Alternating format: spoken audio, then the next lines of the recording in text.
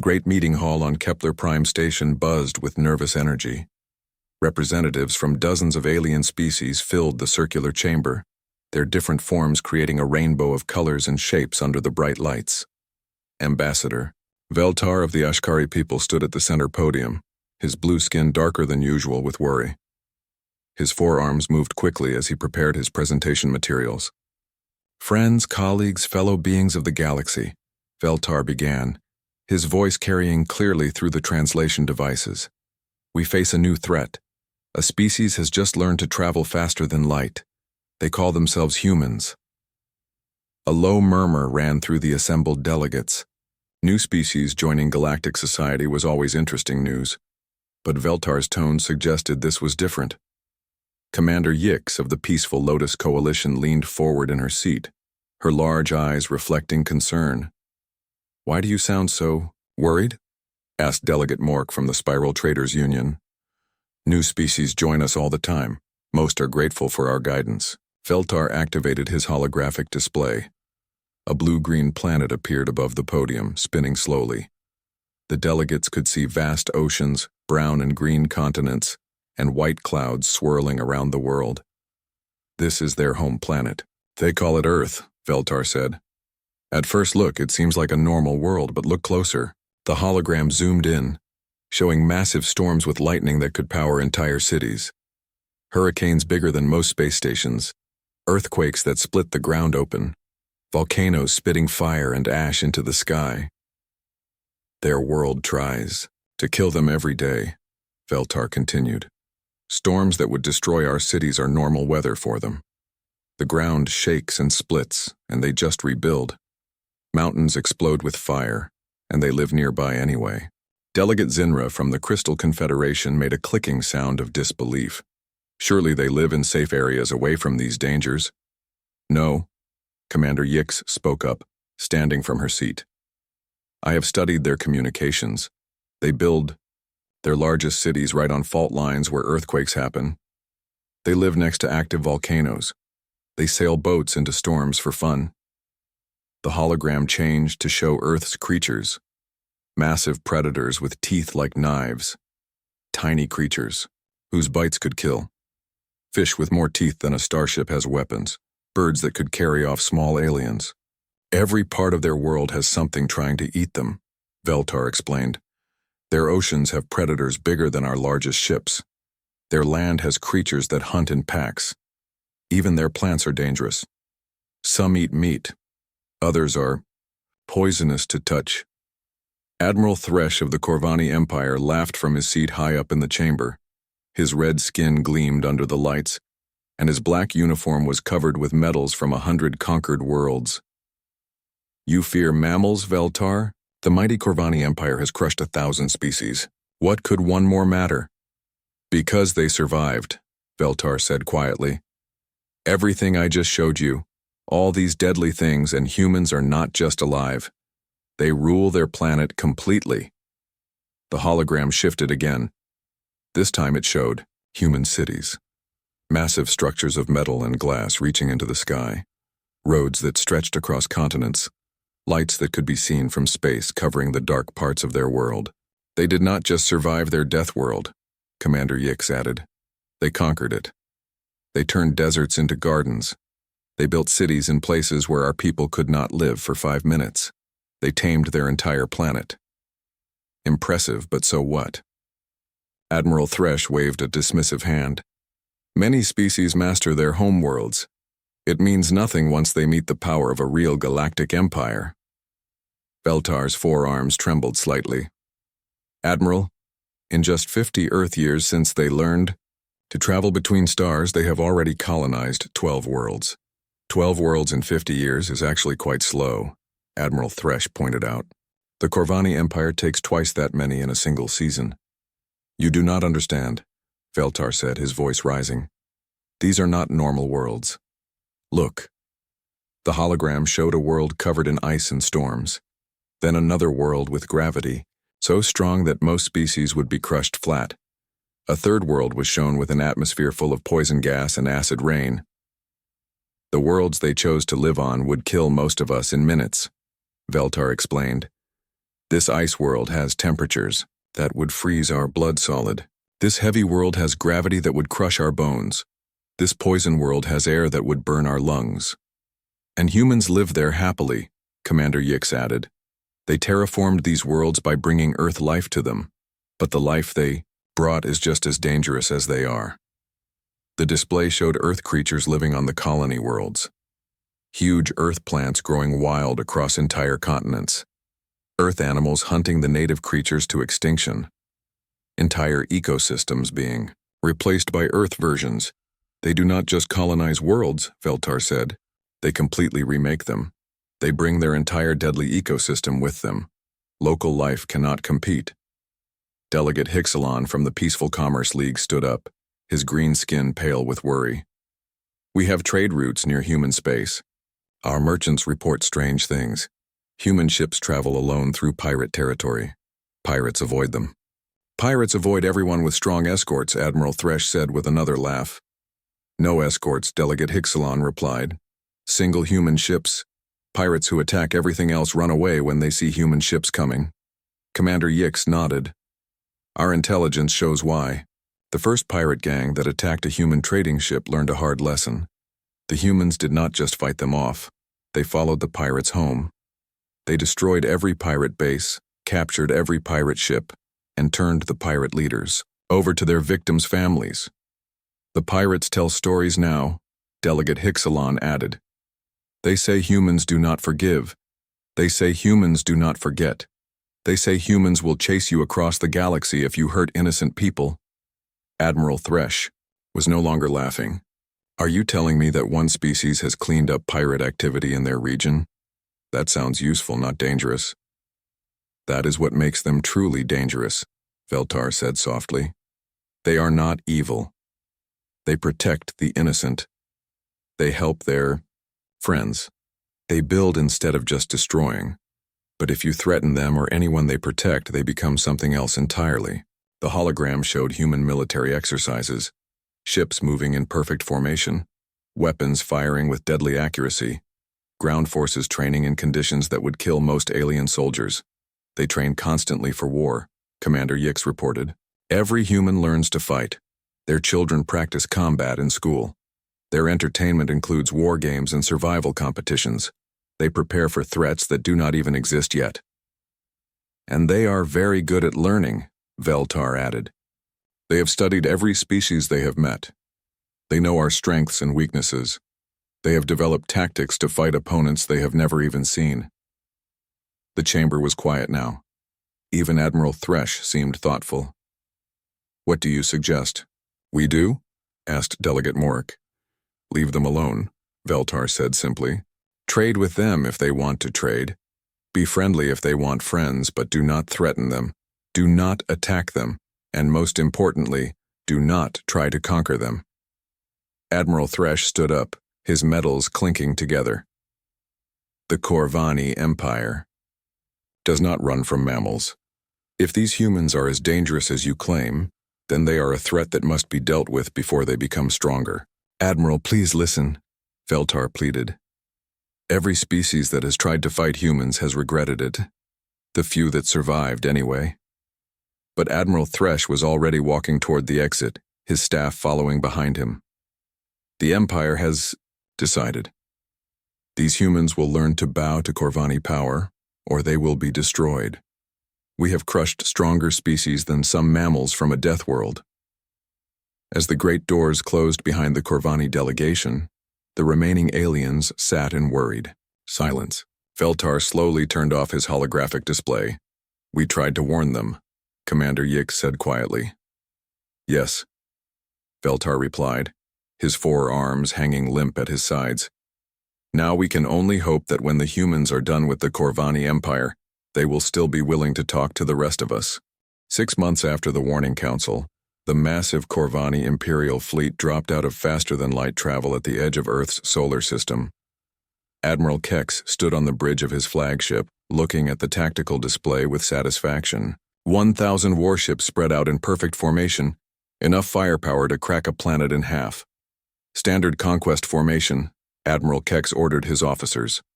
Send the surrender demand to the third planet. Make it clear that resistance will result in complete destruction.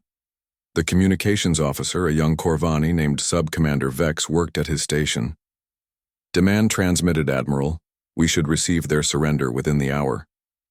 Admiral Kex nodded. This was routine. In his 30 years of service, he had conquered 47 worlds. Some surrendered immediately. Others tried to fight and were quickly crushed. These humans would be no different. On Earth, Captain Jin Ho was having his morning coffee at the United Earth Defense Force headquarters when the alien signal came through. The coffee cup stopped halfway to his lips as he heard the translation. Attention, primitive inhabitants of the third planet, the message began. You are now subjects of the Corvani Empire. Surrender immediately and submit to Imperial rule, or face complete destruction. You have 1 standard hour to respond. Jin Ho set down his coffee cup and reached for his emergency communicator. Within minutes, every important leader on Earth was connected to an emergency conference call. Did everyone else just hear that? President Su Jin asked from her office in Geneva. Unfortunately, yes, replied Admiral Taemin from Space Command Headquarters. We have visual confirmation of approximately 1,000 alien warships at the edge of our system. 1,000? General Wu Jin's voice crackled over the communication link from military headquarters. Our entire space fleet is 12 ships. 13, Admiral Taemin corrected. The new Beijing launched yesterday. Dr. Unji, Earth's leading expert on alien technology, was already running calculations on her computer. Based on the energy signatures we're detecting, each of their ships is roughly equivalent to one of our destroyers in firepower. So we're outnumbered about 75 to 1, Jinho said calmly. Could be worse. There was a moment of silence on the communication link. Jinho, President Su Jin said carefully. How could it possibly be worse? They could have brought more ships, Jinho replied, already pulling up defense plans on his screen. Du-hyun, are you there? I'm here, came the voice of Earth's chief language expert. I've been analyzing their transmission. Their language has words for slave, property, and livestock, but no words for negotiation, compromise, or treaty. What does that tell us? President Su Jin asked. It tells us they've never met anyone who said no to them, Do-hyun replied. They don't even have concepts for peaceful solutions to conflicts. Admiral Taemin was already checking the status of Earth's defenses. All orbital platforms are online. The asteroid belt installations are powered up. The Luna base is ready for combat. What about the volunteers? General Wu Jin asked. 3.5 million people have signed up for the Civilian Defense Corps in the last 2 hours. Admiral Taemin reported. We're having to turn people away. Captain Jin Ho smiled grimly. Typical humans. Alien Empire shows up to enslave us, and our response is to volunteer for a fight we can't win. We can win, Dr. Yunji said quietly. We just can't win the way they expect us to fight. President Su Jin made the decision that would change galactic history. Du-hyun, send our response, tell them we decline their generous offer. Should I be more diplomatic? Do-hyun asked. No, President Su Jin said firmly. Tell them exactly that. We decline their generous offer. If they want to leave peacefully, they're welcome to do so. If they want to fight, we'll accommodate them. Du-hyun composed the message carefully and transmitted it to the alien fleet. The response was simple and polite, delivered in perfect Corvani language. Thank you for your message. We decline your generous offer of slavery. Please leave our system peacefully, or we will be forced to make you leave. We hope you choose wisely. On the Corvani flagship, Sub-Commander Vex stared at his translation screen in confusion. Admiral, I think there's an error in their response. Admiral Kex looked over his shoulder at the message. What kind of error? They said no, sir. They declined our demand for surrender. Admiral Kex blinked. In 30 years of conquest, no one had ever simply said no. They had begged. They had tried to negotiate. They had attempted to buy time, but no one had ever just politely declined to be conquered. Are you sure the translation is correct? Admiral Kex asked. Yes, sir. They also said they hope we choose wisely. Subcommander Vex looked confused. What do you think they meant by that? Admiral Keck studied the tactical display. The human planet showed no signs of panic. Their communication networks were calm and organized. Their small fleet was moving into defensive positions with professional precision. They think they can fight us, Admiral Keck said with amusement. 13 ships against 1,000. They must be completely insane. What Admiral Keck could not see was the frantic activity throughout the Sol system. Human ships were not where his sensors showed them. The real human fleet was hidden behind asteroids, camouflaged against space debris, and using stealth technology borrowed from their own submarine forces. Captain Jin Ho floated in the zero gravity of his ship's bridge, checking weapon systems one final time. The ESV Incheon was built for speed and stealth, designed to deliver devastating attacks and disappear before the enemy could respond. All ships, this is Alpha Leader, Jin Ho broadcast on the encrypted human military channel. Remember the plan. Hit fast, hit hard, disappear. Make them afraid of the dark, make them regret coming to our home. Lieutenant Hai Jin, commanding a squadron of converted civilian ships, checked her own systems. Her vessel had been a mining ship just 3 days ago. Now it was packed with volunteers and loaded with weapons designed by engineers working around the clock. Mining Squadron 1 ready, she reported. We've got 500 volunteers spread across 12 ships. If these aliens want our planet, they can pry it from our cold, dead hands. Admiral Taemin watched from Earth's primary command center as the Corvani fleet began moving toward Earth. Their formation was perfect, their movement was professional, and their confidence was obvious. They fight like they've never lost a battle, Admiral Taemin observed to his staff. They probably haven't, replied his intelligence officer. According to the warnings we received from the other aliens, the Corvani Empire has been conquering worlds for centuries. Then they're about to learn what happens when you pick a fight with someone who has nothing left to lose, Admiral Taemin said grimly. Commander Min-Soo, leading Earth's cyber warfare division, was already hard at work. His team had been studying the alien communication signals, looking for weaknesses in their systems. I've got partial access to their fleet communications, Min-Soo reported.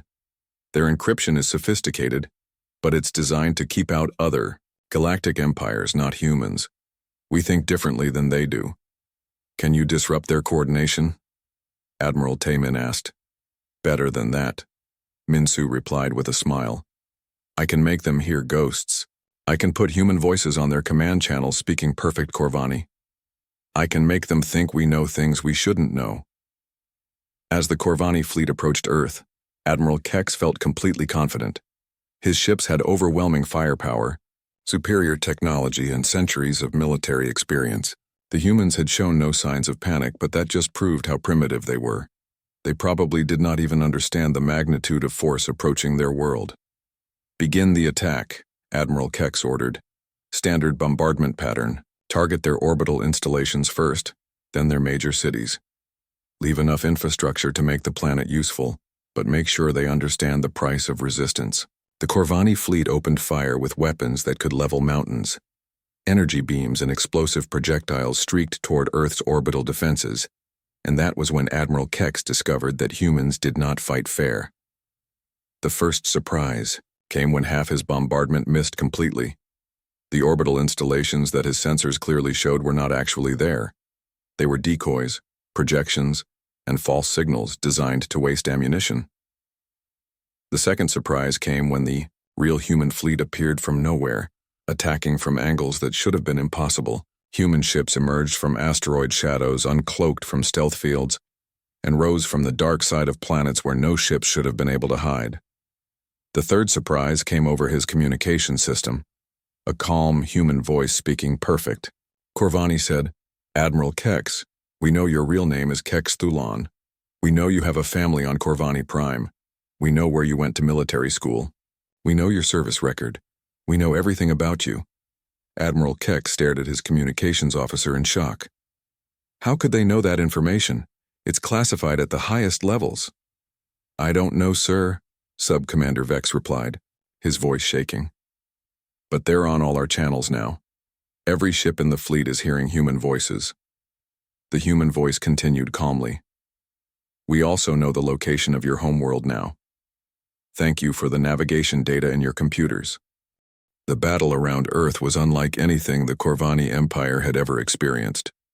Admiral Kex watched his tactical display in growing horror as his perfectly ordered fleet fell into chaos. The humans did not fight like any civilized species. They fought like wild animals backed into a corner. "Report!" Admiral Kex shouted over the noise of alarms and explosions. "We've lost contact with the third battle group," Subcommander Vex reported, his voice tight with panic. "The humans are using some kind of stealth technology. Our ships are being attacked by enemies they cannot see." Captain Jin Ho guided his ship through the asteroid field, using the rocky debris as cover. His crew worked with deadly efficiency, launching missiles at Corvani ships and then vanishing back into the shadows before return fire could find them. "Target the big one," Jin Ho ordered his weapons officer. "Put everything we have into their engines." The ESV Incheon fired a full spread of torpedoes at a Corvani battleship. The alien vessel's shields flared and failed under the unexpected assault. Secondary explosions rippled along the ship's hull. "Direct hit," reported the weapons officer. "Their main drive is offline." "Good. Now disappear before they figure out where we are," Jin Ho said. The Incheon slipped behind a large asteroid just as the Corvani ship's return fire lit up the space where they had been moments before. Lieutenant Hyojin led her squadron of converted civilian ships in a direct assault on a Corvani cruiser. Her ships were not built for war, but they were filled with volunteers who had grown up watching their planet prepare for this moment. "Mining Squadron 1, follow me in," Hyojin broadcast. "Remember, we're not trying to win a fair fight. We're trying to hurt them so badly they never want to come back." Her lead ship, the converted asteroid miner Sol Dawn, charged directly at the Corvani cruiser. The alien ship fired everything it had at the approaching human vessel, but Hyojin had learned her tactics from studying Earth's military history. "All power to forward shields," she ordered. "Ram them." The Sol Dawn smashed into the Corvani cruiser at full speed. The impact destroyed both ships in a brilliant flash of light, but the remaining human vessels in her squadron used the explosion as cover to attack other Corvani ships.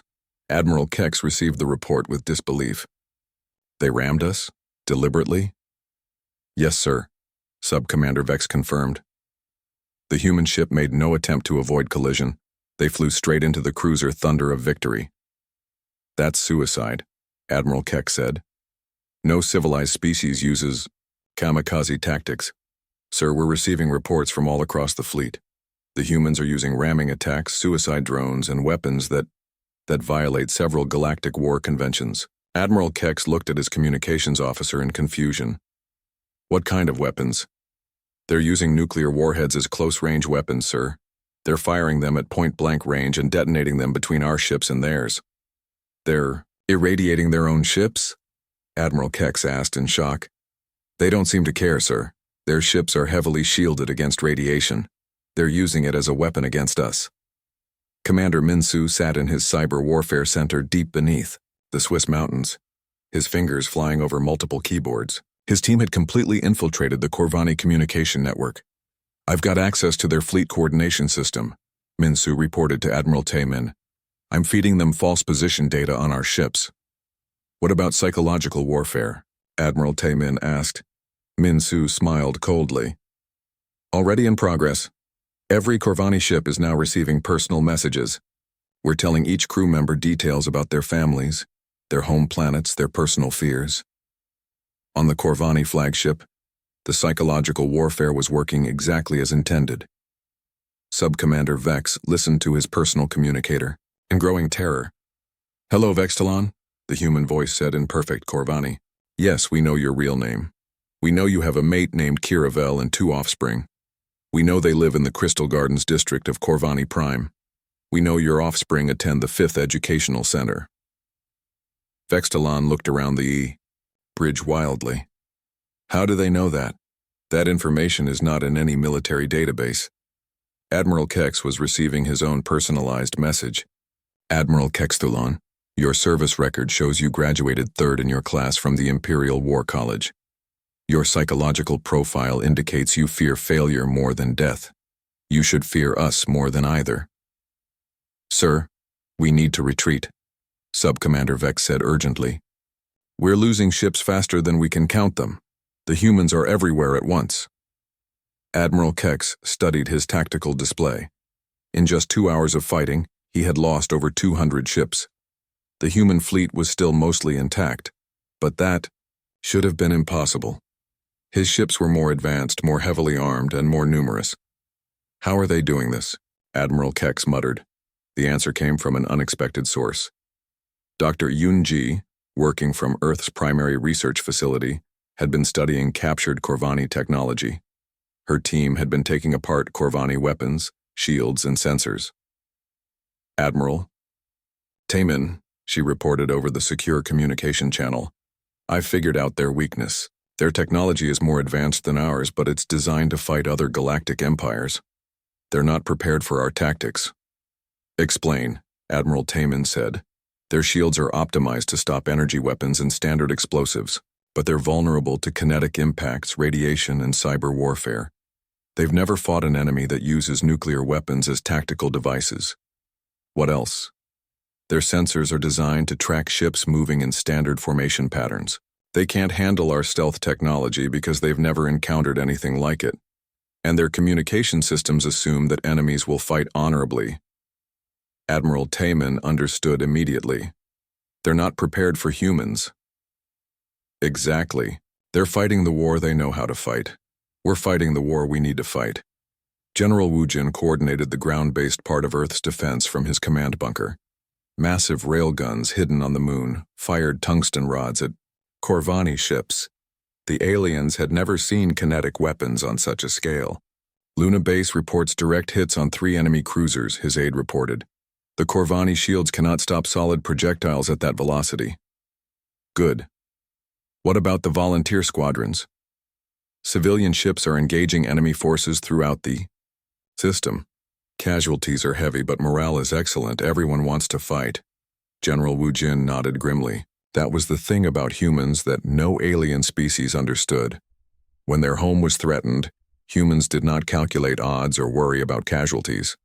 They fought with everything they had until either they won or there was nothing left to fight with.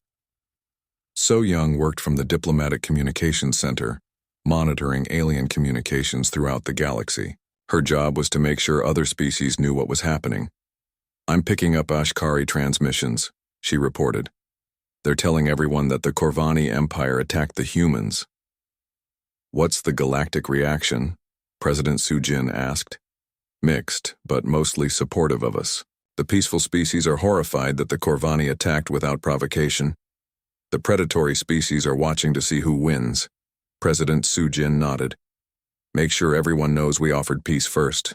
When this is over, we want the galaxy to understand that we didn't start this fight. Back in space, the battle was reaching its climax. Admiral Kex realized that his fleet was not just losing, it was being systematically destroyed. The humans were not trying to drive him away. They were trying to eliminate his entire force. Sir, we must retreat now, Sub-Commander Vex pleaded. We've lost half our ships. The humans are preparing some kind of final attack. Admiral Kex looked at the tactical display. The remaining human ships were forming up for a coordinated assault on his flagship. But there was something else that terrified him more than losing the battle. They're not just trying to defeat us, he said quietly. They're trying to capture our technology. It was true. Human boarding parties were attacking disabled Corvani ships, capturing crew members and equipment. Dr. Yunji's research teams were already analyzing captured alien technology and integrating it into human systems. Sir, incoming transmission. From the human fleet, the communications officer reported. Put it through, Admiral Kex said. Captain Jinho's voice came through clearly. Admiral Kex Thulon, you have one chance to surrender. Order your remaining ships to power down weapons and prepare to be boarded. Your crews will be treated well according to galactic law. And if I refuse? Admiral Kex asked. Then we will destroy every ship in your fleet, follow the survivors home, and make sure the Corvani Empire understands the price of threatening innocent people. Admiral Kex looked around his bridge. His officers were staring at him with mixtures of fear and hope. They wanted to go home. They wanted to see their families again. We surrender, Admiral Keck said quietly. Wise choice, Jin-Ho replied. Power. Down your weapons and wait for our boarding parties, and Admiral, tell your Empire that humans keep their promises, all of them. As Corvani ships throughout the system powered down their weapons and waited for human boarding parties, Admiral Kex realized that the galaxy was about to change forever. The Corvani Empire had picked a fight with the wrong species. The humans had not just won a battle. 3 weeks after the Battle of Earth, the survivors of Admiral Kex's fleet limped home to Corvani space, carrying news that would shake their empire to its core. The few ships that had escaped the human counterattack brought reports that seemed impossible to believe. Sub-Commander Vex stood before the Imperial Council on Corvani Prime, his uniform torn and his confidence shattered. The Great Hall was filled with the Empire's most powerful leaders, but their usual arrogance had been replaced by growing concern. You claim that 13 primitive ships defeated a 1,000-ship battle fleet? Grand Admiral Morkex asked with disbelief. Not defeated, sir, Vex replied quietly. Destroyed. Of the 1,000 ships we brought to human space, only 37 escaped. Admiral Kexthalon is dead, along with most of our best officers. The council chamber erupted in angry voices. For 300 years, the Corvani Empire had been unstoppable. No species had ever successfully resisted their conquest fleets. This is impossible, declared War Minister Tekvalon. Our technology is superior to anything these mammals could possess. That is what we thought too, sir, Vex said. But the humans do not fight like civilized beings. They use weapons that should not exist. They sacrifice their own ships to destroy ours. They fight like they have nothing to lose. Grand Admiral Morkex leaned forward in his seat. Explain their tactics. They hide behind asteroids and attack, without warning. They ram our ships with their own vessels. They use nuclear weapons at point-blank range. They hack into our communications and speak to us in our own language. Vex's voice shook as he remembered. They knew personal details about every crew member in our fleet. Impossible, War Minister Tekvalon said. That information is classified. They knew my mate's name, sir. They knew where my offspring attend school. They knew things that are not in any military database. The council chamber fell silent. If the humans could access that level of personal information, no one in the Empire was safe from their reach. But the worst news was yet to come. Sir, there is something else, Vex continued reluctantly. The humans are not staying on their world. They are following us. Following you? Grand Admiral Morkex stood up from his seat. What do you mean? Human ships have been detected in 7 different star systems along our escape route. They are tracking our movements, studying our bases, and making contact with local populations. On the human exploration ship Beijing, Dr. Yunji worked around the clock to understand Corvani technology. Her team had not just captured alien equipment during the battle, they had captured the aliens' entire technical database. Admiral Taman, you need to see this, she reported over the secure communication channel. The Corvani Empire is not as strong as they pretend to be. Explain, Admiral Taman replied from his command ship. Their technology is advanced, but it's old. They haven't developed anything truly new in over a century. More importantly, most of their empire is held together by fear, not loyalty. Dr. Ayunji pulled up holographic displays showing the structure of Corvani space. They rule over 43 different species across 200 worlds.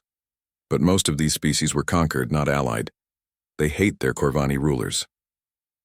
That gives us options, Admiral Taman said thoughtfully. Exactly. We don't need to conquer the Corvani Empire. We just need to show their subjects that the Empire can be defeated. General Wu Jin commanded the newly formed Liberation Corps from his flagship, the ESV Seoul. His mission was not conquest, but something much more dangerous to the Corvani Empire. Revolution. All ships, this is General Wu Jin. Remember, we are not here to destroy these worlds. We are here to free them. His fleet consisted of 50 ships all equipped with captured Corvani technology and crewed by volunteers who had proven themselves in the Battle of Earth. But their most important cargo was not weapons or equipment. It was information. The first target was Veltara 4, a mining world where the native Veltari people had been enslaved by the Corvani for over 2 centuries. The planet was defended by a small Corvani garrison and a automated defense network. Commander Minsu, now aboard General Wu Jin's flagship, had studied the Corvani defense systems captured at Earth. Their security is designed to keep the local population under control, not to fight off an invasion, he reported. Can you disable it? General Wu Jin asked. Already done, Minsu replied with a smile. I've been in their system for 3 days. The garrison commander thinks everything is normal. The human fleet dropped out of faster-than-light travel just outside Veltara Phi's sensor range, but instead of attacking immediately, they sent a different kind of message. So Young, now serving as a diplomatic officer aboard the Soul, transmitted on all frequencies. People of Veltara before, this is the Human Liberation Corps. We are not here to conquer you. We are here to offer you freedom from Corvani rule. The response from the planet was immediate and desperate. Veltari voices flooded the communication channels, speaking in their own language and broken Corvani. Is this real? One voice asked.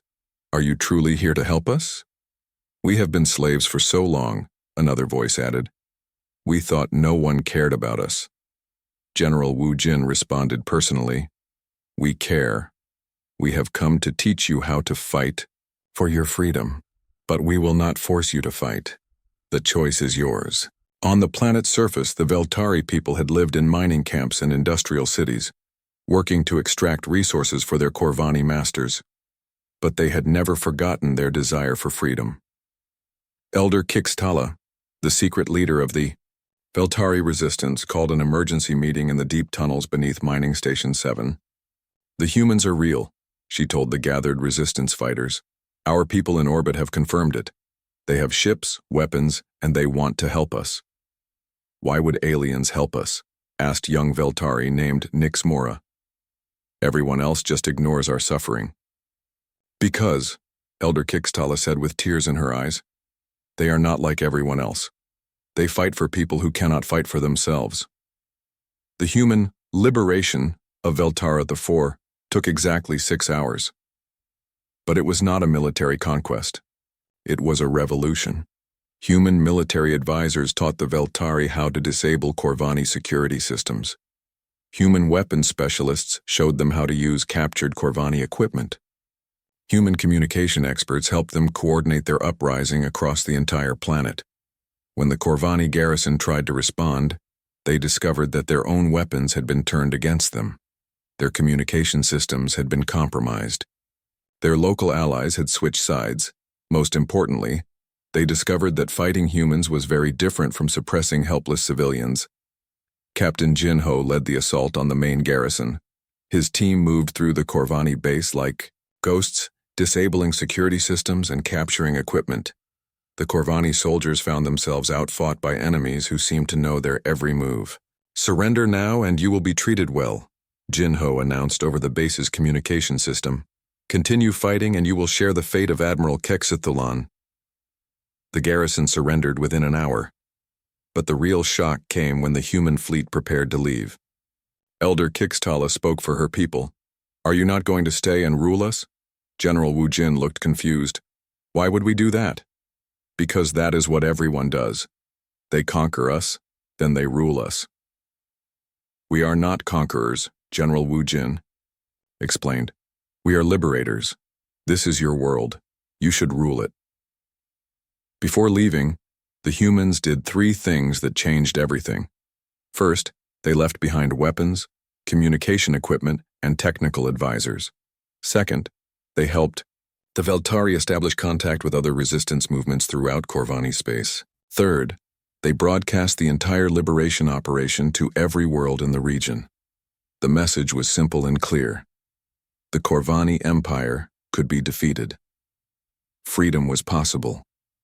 Within days, reports reached Corvani Prime of uprisings on 12 different worlds. All were led by local resistance movements, but all were supported by human advisors and human equipment. War Minister Tekvalan stood before the Imperial Council with reports that grew worse each day. The humans are not trying to conquer our territory, he reported grimly. They are destroying our empire from within. Every world they touch becomes a center of rebellion. How many ships do they have in our space? Grand Admiral Morkex asked. Intelligence. Reports suggest no more than 100 ships total. But they are not fighting like a conventional fleet. They are acting like a virus. They appear, infect a world with revolution, and move on. A virus that thinks, added Intelligence Director Seknala. They are studying our empire, learning our weaknesses, and exploiting them with surgical precision. What do our allies say? Asked War Minister Tekvalon. That is the worst part, sir. We are discovering that most of our allies were only loyal because they feared us. Now that humans have proven we can be defeated, many are reconsidering their allegiances. Grand Admiral Morkex slumped in his chair. The Corvani Empire, built over 3 centuries of conquest, was falling apart in mere months. What do the humans want? He asked quietly. Intelligence Director Seknala consulted her reports. According to intercepted communications, they want us to leave the enslaved worlds alone and stop conquering new ones. They do not seem interested in ruling anyone, themselves. 1 year after the Battle of Earth, Ambassador Veltar stood once again in the great meeting hall on Kepler Prime Station. But this time, the atmosphere was completely different. The nervous energy had been replaced by cautious hope, and there was a new delegation at the center table. Ambassador Jae-sung of Earth sat calmly in his chair, wearing a simple blue uniform that somehow commanded more respect than all the elaborate robes and decorations of the other delegates. Beside him sat Admiral Taemin, now head of the Human Galactic Defense Force, and Dr. Yoonji, representing the Human Scientific Exchange. Friends and colleagues, Veltar began, his voice stronger than it had been a year ago.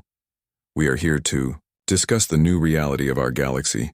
The Corvani Empire, which terrorized peaceful worlds for 3 centuries, no longer exists. A murmur of satisfaction ran through the assembled delegates. The Corvani delegation was notably smaller than before, and their representatives looked subdued and respectful. Former War Minister Tekvalon, now calling himself simply Minister Tekvalon, stood to address the assembly. The Corvani Republic acknowledges its crimes under the old imperial system. We have released all enslaved species and withdrawn from all conquered worlds. We ask for the chance to rebuild as a peaceful member of galactic society. Ambassador Jae-sung nodded politely. Earth accepts the Corvani Republic's commitment to peace. We look forward to normal diplomatic relations. The simplicity of the exchange amazed the other delegates. A year ago, the Corvani Empire had threatened to destroy Earth. Now they were asking for permission to exist peacefully, and the humans were granting it without conditions or demands for revenge. Commander Yix of the Lotus Coalition leaned forward. Ambassador Jae-sung, many of us are curious about human intentions. Your species now protects 47 different worlds. Your defense fleet is the most powerful in known space. What are your long-term goals? Jae-sung smiled, and the expression had become famous throughout the galaxy. It was warm toward friends but had made enemies surrender without fighting. Our goal is simple, Jae-sung replied.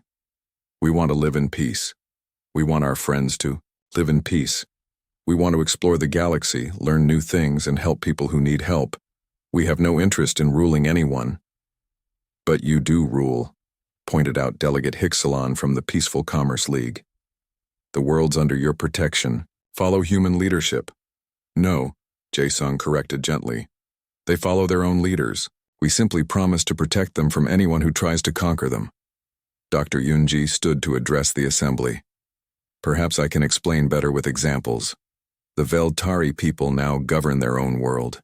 They have their own laws, their own culture, their own economy. We help them become free, and now we help them stay free. What about worlds that do not want human protection? Asked Delegate Mork from the Spiral Traders Union. Then they do not get it, Admiral Taemin replied simply. We do not force our help on anyone, but we also do not tolerate anyone forcing their rule on others. The implications were clear to everyone in the room. Peaceful species had nothing to fear from humans. Aggressive species that tried to conquer others would face the same fate as the Corvani Empire. Ambassador Veltar activated his holographic display. Let us review what has changed in the past year. The display showed a map of local space. Former Corvani territory was now divided into dozens of independent worlds, each marked in green to show their peaceful status. Trade routes that had been controlled by the Empire were now open to all species. Piracy has decreased by 93% in human-protected space, Veltar reported. Trade volume has increased by 400%. 17 species that were enslaved under Corvani rule are now thriving as independent worlds. How do humans maintain order across such a large area? Asked the delegate from the crystal. Confederation Admiral Taymin answered, We do not maintain order. Local governments maintain order. We simply respond when someone threatens that order. Can you give us an example? Requested Commander Yix. Certainly, Admiral Taymin replied. 3 months ago, a pirate fleet attacked shipping near the Veltari system. The Veltari government requested our assistance. We destroyed the pirate fleet and tracked down their bases. The pirates no longer exist. The casual way Admiral Taymin spoke about eliminating an entire pirate organization sent a chill through some delegates. But it also sent a message of hope to others. Under human protection, peaceful species did not need to fear predators. So Young, now Earth's coordinator for liberated worlds, provided more details. We have established communication networks linking all free worlds. If anyone is threatened, help can arrive within days. We have also created mutual defense agreements, so local species can help protect each other. What about species that do not want to be peaceful? Asked the Corvani delegate nervously. Jae Sung's expression became serious. We have learned that peace is only possible when peaceful people are stronger than violent people. Species that choose violence as their way of life will discover that humans are very good at violence too. Is that a threat? Asked a delegate from the warrior clans of Rigel. It is a promise, Jae Sung replied calmly. We promise to protect the innocent. We promise to stop aggressors. We promise that predatory species will not be allowed to prey on peaceful ones. The delegate from the warrior clan seemed thoughtful. What if a species chooses to change? What if they decide to become peaceful? Then they are welcome to join galactic society, Jae Sung said. Look at the Corvani Republic. A year ago they were our enemies. Today they are working toward becoming our friends.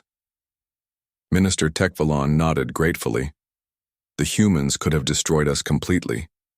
Instead, they gave us the chance to become better than we were. As the formal session ended, many delegates approached the human delegation privately. Commander Yix was one of the first. Ambassador Jae Sung, I must ask you something that has been troubling many of us, she said quietly. Please, speak freely, Jae Sung replied. Your species terrifies half the galaxy. Even peaceful species like mine are afraid of humans.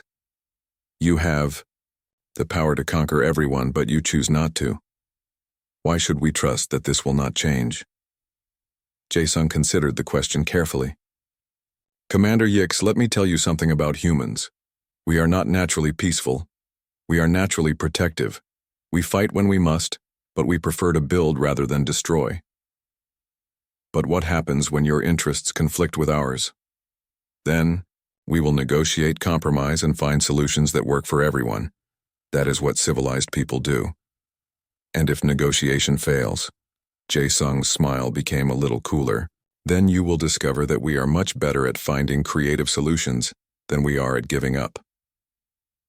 Later that day, Dr. Yoonji met privately with several scientific delegates in her temporary laboratory aboard the human ship Discovery. Her latest project fascinated the alien scientists.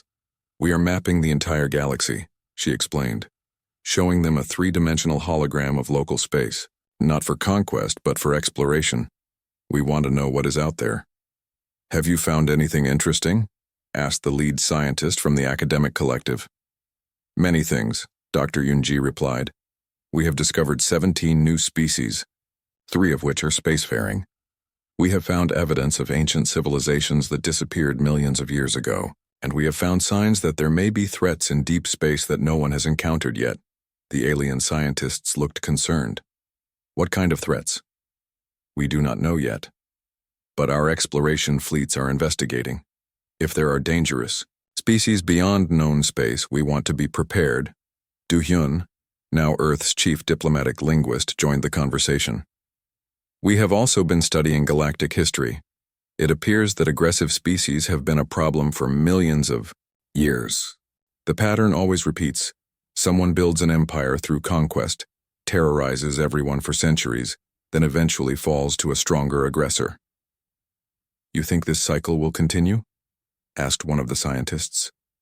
Not if we can help it, Dr. Yunji said firmly. We are working to break the cycle. Instead of empires built on conquest, we want to build a community based on cooperation. As the day ended, Admiral Taemin stood on the observation deck of his ship, looking out at the stars. Commander Minsu joined him, carrying reports from across human-protected space. How are things going? Admiral Taemin asked. Better than expected, Minsu replied. Crime is down, trade is up, and we have not had a major conflict in 3 months. The liberated worlds are governing themselves well. Any signs of new threats? A few. Intelligence suggests there may be species beyond the galactic rim that make the old Corvani Empire look peaceful, but we are monitoring the situation. Admiral Taemin nodded. And our people? How are they handling the responsibility? They understand what we are doing and why, Minsu said. Every human knows that we are not just protecting Earth anymore. We are protecting the idea that peaceful people should be able to live without fear. That is a heavy burden for one species to carry. Yes, sir, but it is also what makes us human. We protect those who cannot protect themselves. Far across the galaxy, in the deep space between star systems, human exploration ships continued their work. Captain Jin Ho, now commanding the long-range scout ship Busan, studied sensor readings that troubled him.